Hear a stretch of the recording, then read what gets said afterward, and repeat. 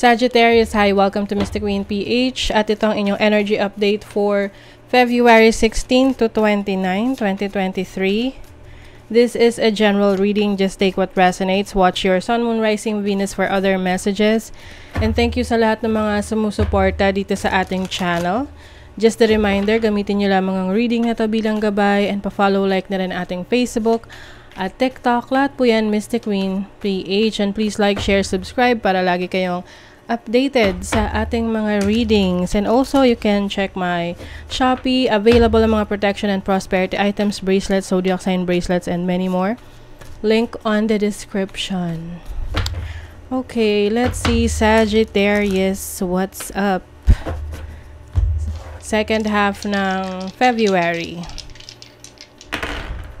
Okay, 7th house, which is about your relationships and partnerships. You have Cancer. Okay, Cancer. So that's Mars in Cancer. Mars is about the planet of action, aggression. So, possible na magkaroon kayo ng medyo emotional na relationship or connection with someone, no? Second half ng February. Pwedeng may mga hindi pagkakaunawaan, no? So, ito yung time na mas maging maingat sa mga bibitawang salita or hindi masyadong magpapadala sa bugso ng damdamin. Kasi minsan pag nagpapadala tayo sa emosyon natin, minsan nakakapagsalita tayo na hindi maganda sa partner natin or sa kung someone na malapit sa atin. And may possibility na masaktan sila. Okay? So, yeah, medyo maging maingat sa inyong pakikitungo sa ibang tao, especially sa inyong mga loved ones. Kasi pwedeng magkaroon ng misunderstanding or miscommunication. Merong aggression, may magalit. Okay?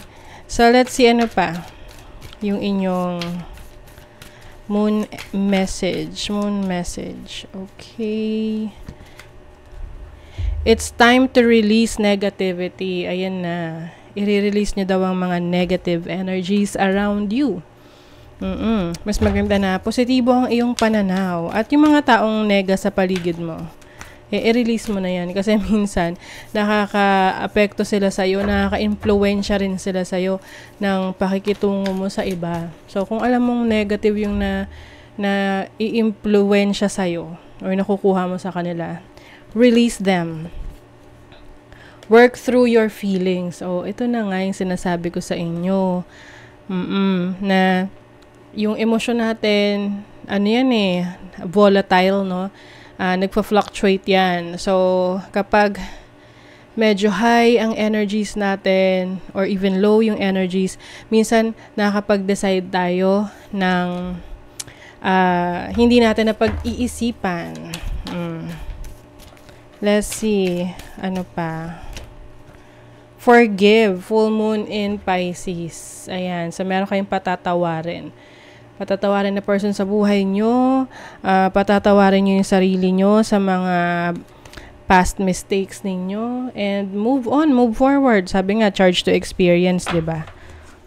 Ang importante, natuto ka dun sa, mga naging pagkakamali mo. So, let's see what is your overall energy for the second half ng February. Ace of Wands, new beginning, career opportunities.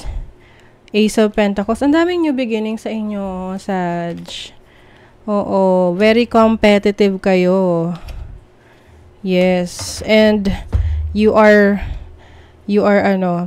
pinapalakas mo yung iyong creative skills.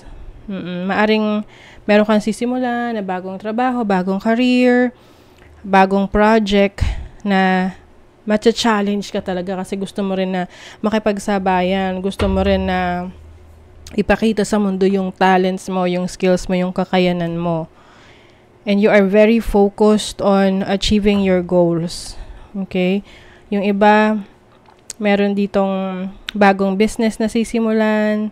I think nai-inspire ka rito sa mga nakikita mo sa paligid mo na nagiging matagumpay, no? sa career nila, sa situation nila sa trabaho, sa business nila. And maganda yan kasi na-inspire ka. So, ibig sabihin nun, gusto mo rin na patunayan sa iba na, and even sa sarili mo, na kaya mo na maging matagumpay. And there's also freedom for you. So, yung iba sa inyo, pwedeng umalis sa trabaho nila, para magnegosyo, or para maging self-employed. So, let's see the energies of your money, career, finances.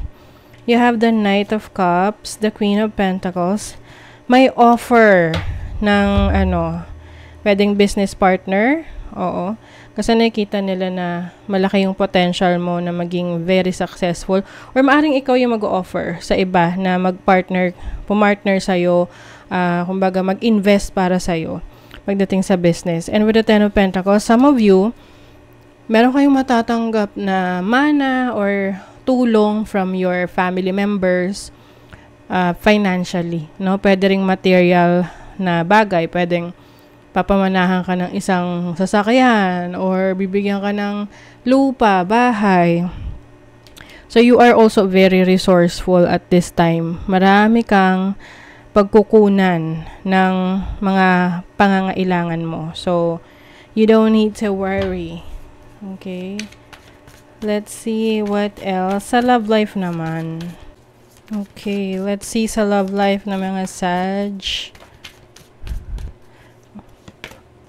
Uy, the Devil. So, this is the energy of Capricorn. May obsession. There's also desire. Iba maaring nasa kayo, ipinagbabawal na pag-ibig. Or medyo, pwede rin namang, tawag dyan? Complicated relationship. You also have the Page of Wands and Judgment. Okay. So, meron sa inyo rito nakaka-realize ng mga connections na meron sila, no? If you are in a toxic situation, I feel like you are realizing na kailangan may magbago sa sitwasyon mo sa relationship. Oo, kung itong person na to ay masyadong obsessed sa'yo, parang hindi na healthy yung relationship for some of you, no? You want to break free from that. You want a new beginning. You want to, explore other options. Pwede kasing you are dealing with someone na may pagka-red flag, no? Yung tipong,